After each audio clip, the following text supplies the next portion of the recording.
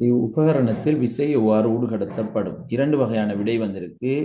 ஒன்று முசலம்னு ஒரு விடை வந்திருக்கு. சரியா? இங்கு விசை ஊடுகடத்தப்படும் வடிவம் வந்து விசை இதனூடாக ஊடுகடத்தப்படும், திரவத்தினூடாகத்தான் ஊடுகடத்தப்படுது. சரியா?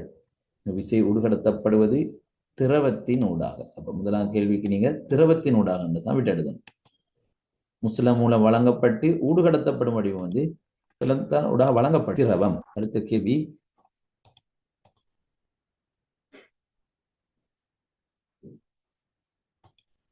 சிறிய தட்டின் பரப்பளவு 10 மீட்டர் வர்க்கமாகவும் இதில் பிரயோகிக்கப்படும் விசை 100 நியூட்டனாகவும் இருப்பின் சிறிய தட்டினால் ஏற்படுத்தப்படும் அமுக்கம் யாது? மிகவும் இலகுவான ஒரு கேள்வி.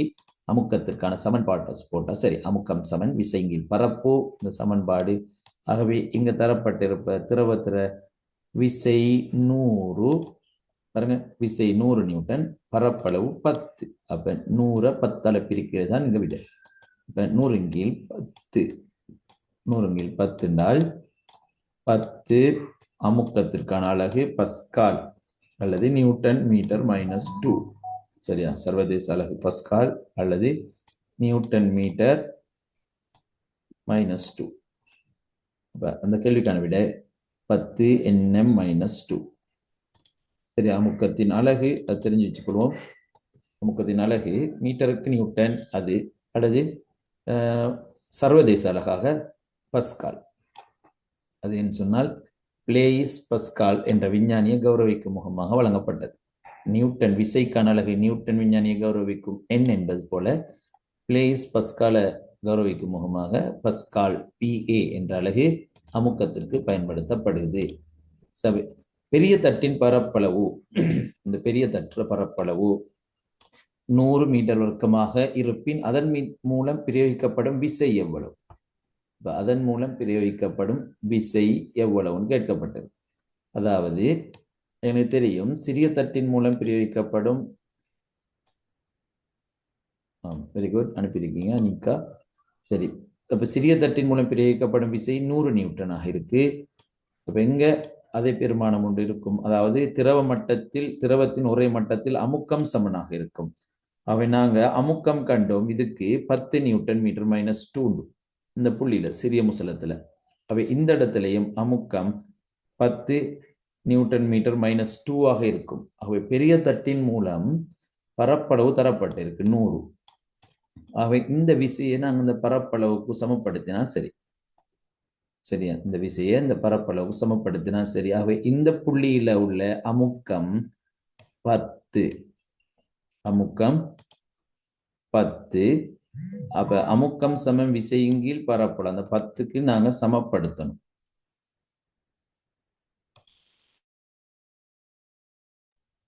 அமுக்கத்தை நாங்க சமப்படுத்தினால் எங்களுக்கு விட வரும்.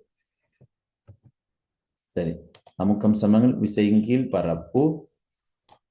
ஆகவே அமுக்கம் 10 எடுக்கிறோம், விசையை நாங்க X எடுப்போம், பரப்பளவு 100 இருக்கு. ஆகவே குறுக்கு பெருக்கம் செஞ்சால் 10 100ஆல பெருக்கப்படும். ஆகவே விசை சமன் 1000 நியூட்டன். சரி, அமுக்கம் சமன் விசையின் பரப்பு. அமுக்கம் ஏற்கனவே திரவ மட்டத்தில், திரவத்தின் ஒரே மட்டத்தில் அமுக்கம் சமன், அதை 10 எடுப்போம். அதாவது மேல உள்ள கேள்வியில 10 இருக்கு அமுக்கம். விசையை நாங்கள் கண்டுபிடிக்கணும், அதை X எடுத்தால் அல்லது F எடுக்கலாம். சரியா? விசையை F எடுக்கலாம். பரப்பளவு 100. ஆகவே குறுக்கு பெருக்கம் செய்யும் போது 100 10 பெருக்கப்படும்.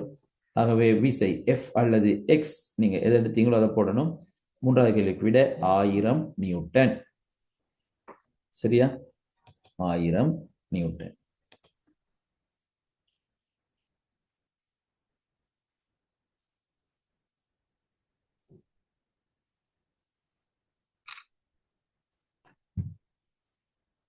சரி, 4வது கேள்வி. அடுத்த கேள்விக்கு செஞ்சு பாருங்க குயிக்கா.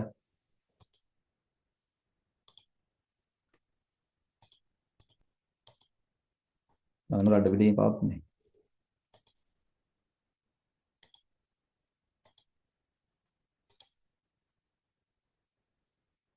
சரி, அன்னைக்கு எல்லாம் செஞ்சு அனுப்பியிருக்கீங்க, வெரி குட்.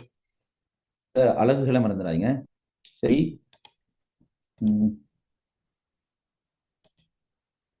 பெரிய தட்டில் விசை பிரயோகிக்கப்படும் போது சுமை 1 மீட்டர் உயர்ந்தது எனில் பொறி செய்த வேலை எவ்வளவு? சரியா? அப்ப விசை நாங்க கண்டோம். விசை பெரிய தட்டில் 100 நியூட்டன். அது அது எவ்வளவு அசைஞ்சிருக்கு? 1 மீட்டர் அசைந்திருக்கு. அவை பொறி செய்த வேலை வேலை சமன் நாங்க கண்டோம் என்னது? அதுல சிறிய தட்டு பெரிய தட்டுக்கு நாங்கள் கண்டோம் 1000 உள்ள கேள்விக்கான விடையாக பார்த்தோம். ஆகவே இங்க 1 மீட்டர் உயர்த்தப்படுது, 1 மீட்டர் அசைக்கப்படுதுன்னு சொன்னால் என்ன விடை வரும்? விசை தர விசையின் திசையில் இடப்பெயர்ச்சியா கண்டா சரி. அவை எங்க இருக்கு? விசையின் திசையில் இடப்பெயர்ச்சி இருக்கு. விசை தர தூரம் அவை வேலை சமன் 1000 தர 1 1000 யூல். வேலைக்கு 1000 யூல்னு போடலாம் அல்லது நியூட்டன் மீட்டர்னு போடலாம். 1000 யூல் அல்லது 1000 நியூட்டன் மீட்டர். சரி, அப்ளை செஞ்சிட்டீங்களா?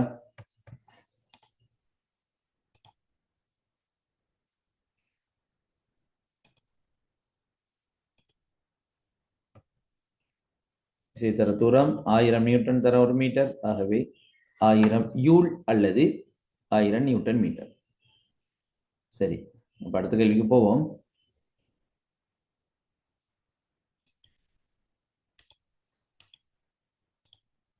சுமை உயர்த்துவதற்கு எடுத்த நேரம் 4 செகண்ட் எனின் பொறியின் வலு யாது? அப்ப வலுக்கான சமன்பாடு உங்களுக்கு தெரியும். வலு சொல்லுங்க பார்ப்போம். வேலையின் நேரம். அப்ப வந்த விடைய நாங்க நேரத்தால பிரிச்சலாம். சரியா? வந்த விடைய நாங்க நேரத்தால பிரிச்சால் சரி. அப்ப 1000 4ஆல பிரிக்கணும். சொல்லுங்க பார்ப்போம். அப்ப இதுல இதுவரைக்கும் விட அனுப்பாதார்கள். சரியா? சும்மா ஸ்கிரீனை மட்டும் பார்த்து கொண்டிருக்கிறார்கள். ஆதில் ஹசன், அமானி, ஃபஹத், சதா, ஷிமர், இந்த அக்கள் எந்த விடையும் அனுப்பலைன்னு நினைக்கிறேன். சரியா? விடை அனுப்புங்க பார்ப்போம். 1000 4ஆல பிரிச்சு. ஷிமர்,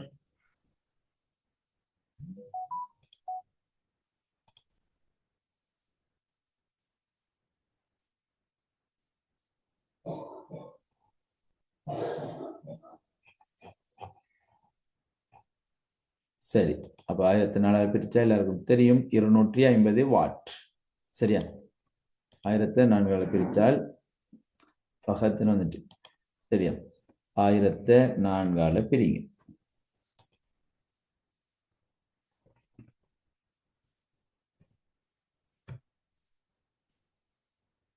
ஆகவே 250 வாட்.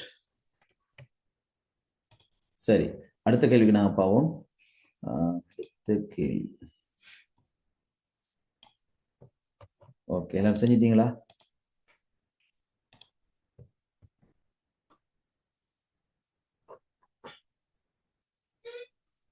படத்தில் நெம்பு ஏபிசியில் ஏபி 20 சென்டிமீட்டர், பிசி 30 சென்டிமீட்டர் எனின் சியில் பிரயோகிக்க வேண்டிய விசை எவ்வளவு? சியில் பிரயோகிக்க வேண்டிய விசை எவ்வளவுன்னு கேட்டிருக்கு. விசை திருப்பத்தை அடிப்படையாக கொண்டு நான் கேள்வி ஒன்று செய்யணும். இந்த கேள்வி புத்தகத்திலே ஒரு கேள்வி ஒன்று இருக்கு இந்த மாதிரி, அதன் அடிப்படையாக கொண்டது. அவ இங்க சுழற்சி அச்சு ஏயில இருக்கு. நல்லா பார்த்துக்கொள்ளுங்க. சுழற்சி அச்சு இருப்பது ஏயில். சுழற்சி அச்சுக்கு இங்கால பியில ஒரு விசை பிரயோகிக்கப்படுது. சியில் நாங்க மேல் நோக்கி விசை பிரயோகிக்கப்படுவதாக எடுக்கணும். ஏயில ஒரு விசை பிரயோகிக்கப்படுவதாக இருக்கணும். அவை சியில் பிரயோகிக்க வேண்டிய விசை எவ்வளவு? சியில் இந்த பெருமானத்தை கேட்டிருக்கோம். சியில நாங்க பிரயோகிக்க வேண்டிய விசை எவ்வளவு? யாராவது கண்டிருந்தா அனுப்புங்க, விடையை பார்ப்போம்.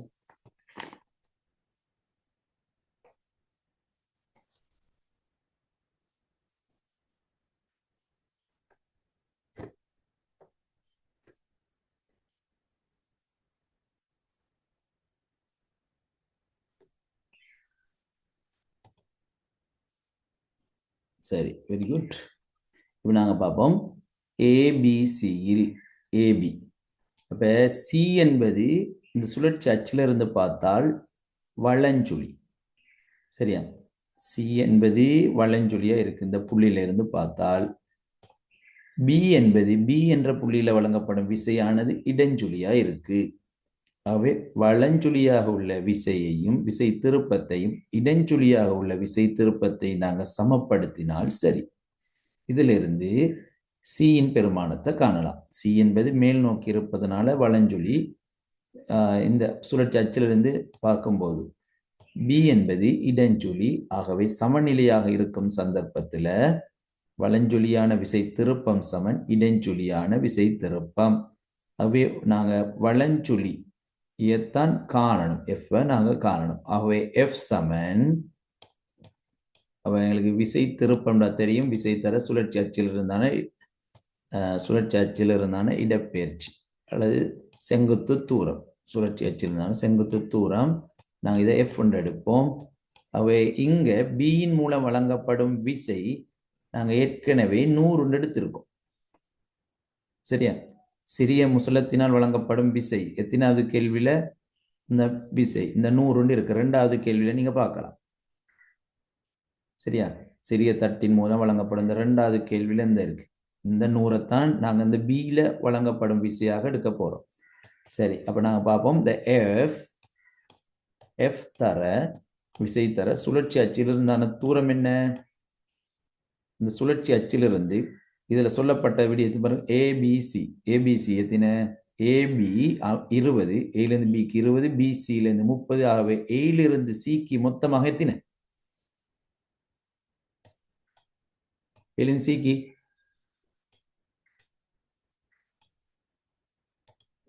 எத்தனை பிள்ளைகள்? 50. ஓகே, 50. அதை நாங்கள் மீட்டருக்கு மாற்றினால் 100. 2 பக்கமே சென்டிமீட்டர் இருப்பதனால அலகு மாற்றம் செய்யாட்டியும் எங்களுக்கு சரியான விடை நியூட்டன்ல தான் வரும். சரி, இப்போ நாங்கள் ஃபர்ஸ்ட்டுக்கு எடுத்தது என்ன? வலஞ்சுழி திருப்பம். இடஞ்சுழி திருப்பமாக விசை 100. 2வது கேள்வியில் இருக்கு 100 உண்டு. சுழற்சி அச்சில் இருந்தான தூரம் இருக்கு. எத்தனை? ஏபி கிடைப்பட்ட தூரம் 20. ஏபிக்கு இடைப்பட்ட தூரம் 20. அதை நாங்கள் மீட்டருக்கு மாற்ற 100ஆல் பிரிக்கணும். சரி, இதுதான் சமன்பாடு. இதில் போட்டு செஞ்சீங்கன்னால் உங்களுக்கு விட வரும். ஆகவே எஃப் சமன் எத்தனைன்னு சொல்லுங்க?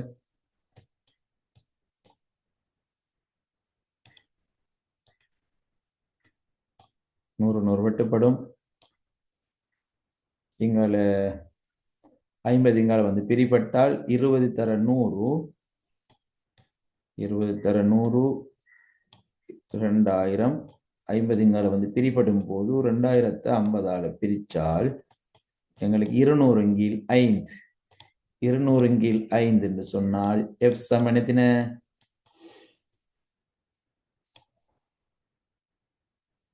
எஃப் சமன் 40 நியூட்டன். சரியா பிள்ளைகள்? விளைஞ்சா? எஃப் சமன் 40 நியூட்டன். இதே சந்தேகங்கள் ஏதாவது பிழைகள் இருந்தால் நீங்க சுட்டி காட்டலாம்.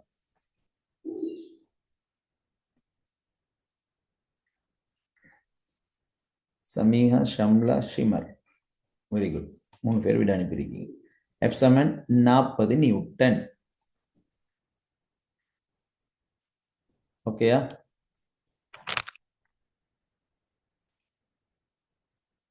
சரி, அவை நாங்கள் இந்த கேள்வி செஞ்சிட்டோம். அடுத்த கேள்விக்கு போகிறோம். அடுத்த கேள்வி மின்னோட்டம் தொடர்பானது. இந்த ஓமின் விதி சம்பந்தமாகவும் பாஸ் பேப்பர்ல 4வது கேள்வியில வந்திருக்கு. அவை நாங்கள் இந்த கேள்விகளை நாங்கள் அடுத்த கிளாஸ்ல டிஸ்கஸ் பண்ணுவோம்.